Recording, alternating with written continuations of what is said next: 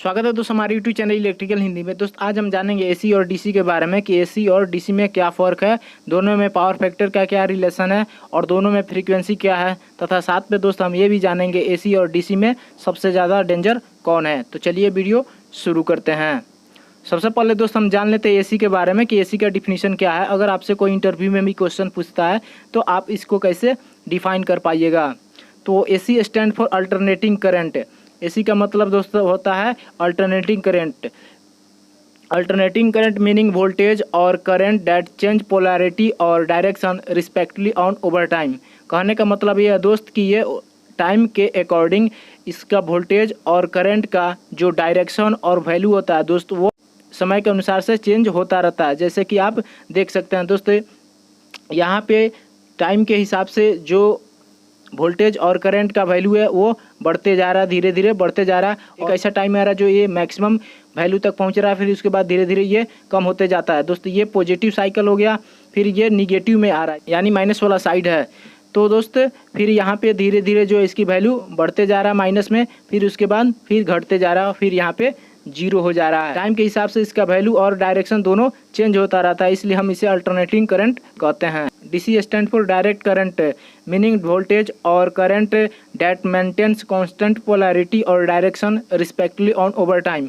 ये देख सकते हैं आप दोस्तों, ये हमारा रेफरेंस लाइन हो गया जिसे हम टी माने हैं यानी टाइम माने हैं, और यहाँ पे ये हमारा वोल्टेज का हो गया, ये हमारा करंट हो गया। तो आप देख सकते हैं दोस्तों इसमें वोल्टेज और करंट दोनों एकदम स्ट्रेट लाइन में जा रहा है।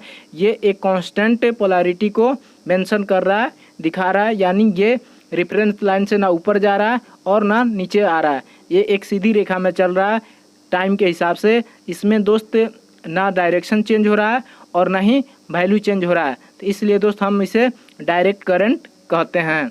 अब दोस्त हम फ्रीक्वेंसी के बारे में जान लेते हैं कि एसी में फ्रीक्वेंसी क्या होता है और डीसी में फ्रीक्वेंसी होता है या नहीं होता है। जैसे कि आप देख सकते हैं दोस्त यहाँ से स्टार्ट हो गए और इस रेफरेंस पॉइंट तक आके फिर एंड हो जाता है, तो इसे हम एक साइकिल कहते हैं। यानी जो 50 हर्ट्ज है इसका मतलब ये है दोस्त कि यह एक सेकंड में 50 बार जो है इस रेफरेंस लाइन को क्रॉस करता है। ये इतनी तेजी में करता है कि हम अपनी खुली आंखों से नहीं देख सकते हैं।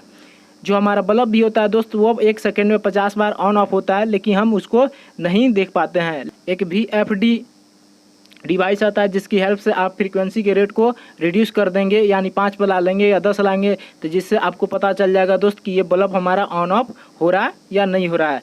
जो एसी होता है दोस्त इसमें फेज और न्यूट्रल होता है। जो डीसी होता है दोस्त उसमें हमारा एक प्लस टर्मिनल होता है, एक माइनस टर्मिनल होता है। जैसे कि आप किसी बैटरी में देख सकते हैं, एक हमारा प्लस होता है, एक माइनस होता है, एक रेड होता है और एक ब्लैक होता है। एसी में जो कनेक्शन है दोस्त आप कोई भी यार किसी टर्मिनल पे कनेक्ट कर सकते हैं। आप फेज न्यूट्रल में जोड़ सकते हैं, न्यूट्रल फेज में जोड़ सकते हैं, उससे कोई दिक्कत नहीं हुआ है। लेकिन दोस्त जो डीसी है, डीसी में आपको प्लस वाला वायर को प्लस में ही लगाना पड़ेगा और माइनस वाले वायर को माइनस की जगह पे ही लगाना होगा। अगर आप ऐसे नहीं करेंगे तो हमारा डिवाइस ख़राब हो सकता है। लेकिन दोस्त जो हमारा एसी होता है, एसी में आप कोई भी तार किसी भी टर्मिनल में जोड़ सकते हैं।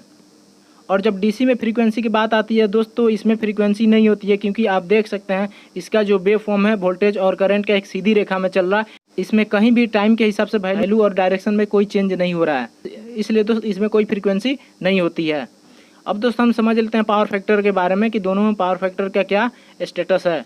तो देख सकते हैं दोस्तों एसी में जो पावर फैक्टर होता है लेकिन डीसी में पावर फैक्टर नहीं होता है। जो एसी में पावर फैक्टर होता है दोस्त वो हमारा यूनिटी, लैगिंग या लीडिंग हो सकता है। ये डिपेंड करता है दोस्त लोड के ऊपर कि आप कौन सा लोड से कनेक्ट कर रहे हैं। आपका रजिस्टिव लोड है, इंडक्टिव लोड है या कैपेसिटिव लोड है, तो आपका पावर फैक्टर लैगिंग, यूनिटी या लीडिंग होगा।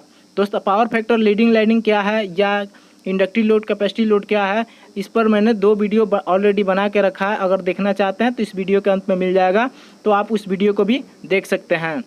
अब बात हम डीसी में करते हैं दोस्तों। डीसी में जो पावर फैक्टर होता है दोस्त वो नहीं होता है, इसलिए क्योंकि इसमें जो फ्रीक्वेंसी होता है वो नहीं होता है, यानी टाइम के अकॉर्डिंग इसका जो वेव फॉर्म है दोस्त वो साइनोसोडल नहीं होता है, यानी एसी की तरह नहीं होता है। ये पोलैरिटी चेंज नहीं करता है। एक डीसी जो है एकदम स्ट्रेट लाइन में चलता है, तो इस कारण से इसकी फ्रीक्वेंसी नहीं होती है और इसका पावर फैक्टर भी नहीं होता है। पावर फैक्टर क्या होता है दोस्त, इस पर भी मैंने एक वीडियो बना के रखा है, आप उसे भी देख सकते हैं, जिसका लिंक मैंने डिस्क्रिप्शन में दे रखा है। जो पावर फैक्टर को हम इस तरह डिफाइन कर सकते हैं दोस्त, वोल्टेज और करंट के बीच में जो फेज डिफरेंस होता है दोस्त, उसे हम पावर फैक्टर कहते हैं। जैसे कि आप देख सकते हैं दोस्त, ये ऊपर वाला जो आपको साइनोसॉइडल दिखाई दे रहा है ये हमारा वोल्टेज हो गया, और नीचे जो आपको ये लाइन दिखाई दे रहा है दोस्त, इसे हम करंट मान लेते हैं। तो आप देख सकते हैं दोस्त, दोनों के बीच में ये फेज डिफरेंस आ रहा है। ये किसी लोड के कारण से डिफरेंस होता है। करंट का वैल्यू कभी कम होता है और कभी ज़्यादा होता है। तो दोस्त इस कारण से दोस्त इस दोनों में जो एंगल होता है वो डिफरेंस आता है, यानी वोल्टेज और करंट के बीच में जो फेज डिफरेंस होता है उसे हम पावर फैक्टर कहते हैं। तो क्योंकि डीसी में दोस्त दोनों स्ट्रेट लाइन में होता है, इसलिए इन दोनों में फेज डिफरेंस नहीं होता है। वोल्टेज और करंट के में फेज डिफरेंस नहीं होता है, इसलिए दोस्त इसमें पावर फैक्टर नहीं होता है। लेकिन दोस्त ये दोनों सीधी रेखा में चलता है, इसलिए दोस्त हम इसे कांस्टेंट एक मान के चलते हैं। अब दोस्त हम जनरेशन के बारे में देख लेते हैं कि इसकी जनरेशन कैसे होती है। जो हमारा एसी करंट होता है दोस्त, इसको हम अल्टरनेटर यूज करके करते हैं। जो डीसी करंट होता है वो डायरेक्ट डीसी जनरेटर यूज करके हम जनरेट करते हैं, या एसी जनरेट करके डायोड लगा के हम रेक्टिफायर यानी लगा करके एसी से हम डीसी में कन्वर्ट करते हैं, जबकि हम एसी को अल्टरनेटर यूज करके जनरेट करते हैं। और दोस्त ये दोनों में से डेंजर कौन है इसको हम जान लेते हैं। तो दोस्त जो डीसी होता है वो ज़्यादा डेंजर होता है एज कम्पेयर टू एसी, क्योंकि दोस्त जो एसी होता है दोस्त, इसमें 1 सेकंड में 50 बार ऑन ऑफ होता है, यानी 50 बार ये पकड़ता है, 50 बार छोड़ता है। लेकिन दोस्त जो हमारा डीसी होता है, यह एक बार जब पकड़ लेता है तो ये छोड़ता नहीं है, डिस्कनेक्ट नहीं होता है। तो इसलिए दोस्त जो हमारा डीसी होता है वो एसी से ज़्यादा डेंजर होता है, क्योंकि ये सेकेंड में छोड़ता नहीं है, लेकिन ये 1 सेकेंड में 50 बार छोड़ता है। तो इसलिए दोस्त क्या होगा कि हम इसमें बच सकते हैं, लेकिन डीसी के केस में हम बच नहीं सकते हैं। इसलिए दोस्त डीसी ज़्यादा डेंजर होता है। तो दोस्त ये वीडियो आपको कैसी लगी कमेंट करके ज़रूर बताइएगा। अगर वीडियो अच्छी लगी तो प्लीज़ लाइक कर दीजिए और चैनल को सब्सक्राइब करके इस बेल आइकन को क्लिक कर लीजिए, जिससे हमेशा आपको नोटिफिकेशन मिलती रहे। आज के लिए इतना ही। Thank you for watching.